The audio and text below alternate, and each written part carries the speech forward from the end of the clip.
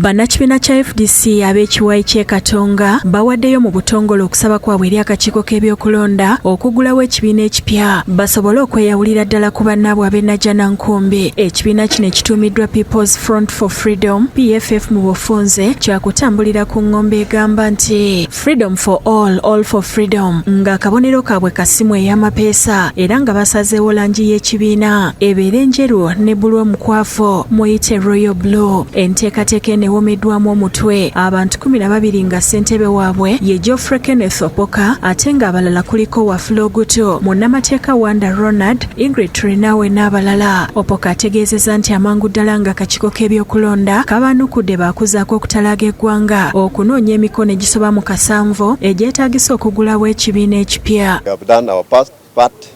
We'll give time to Electoral Commission.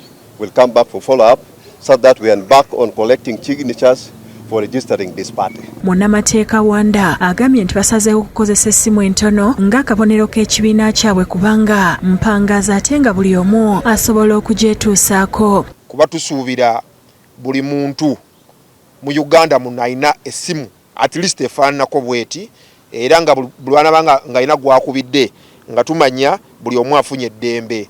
Kwaffe tugamba eddembe lya buli omu era buli omu wa ddembe. Agasseeko nti kino kye kimu ku byakkaanyizibwako omutabamiruka waabwe ng'ab'e Katonga gye buvuddeko era alina essuubi nti ensonga eno bajja kugiggusa. Tewakyali kulanga kulala era tewabeerawo ebibuuzo ebirala, tusimbudde embalaasi.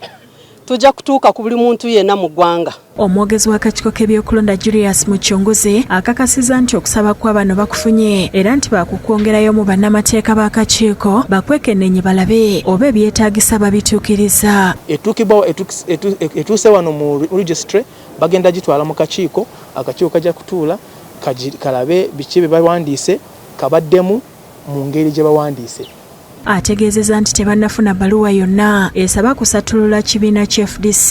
Simanyi oba kiwandiise mu bbaluwa ate simanyi oba ekyo kyetaagisa mu bbaluwa. Kitumanyi bazze nga baagala kutondawo ekibiina ekipya. Ku bbalaza wiiki ewedde ab'ekibiina kya FDC ekiwayi ky'e Katonga lwe bayisa ebiteeso ebyasemba okugulawo ekibiina ekipya n'okuggalawo ekibiina kya FDC. Gone too soon FDC.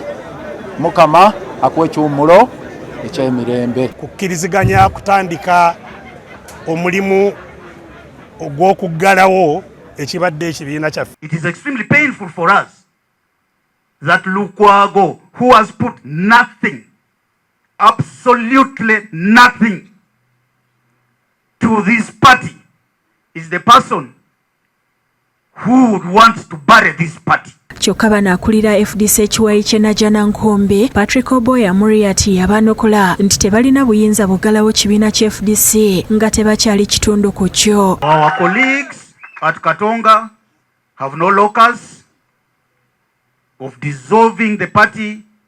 They don't have control over anything in the party. Robin Anantale yakusakidde eggulire lino ku Lwabukedde TV. For freedom, freedom for all for freedom, freedom for all.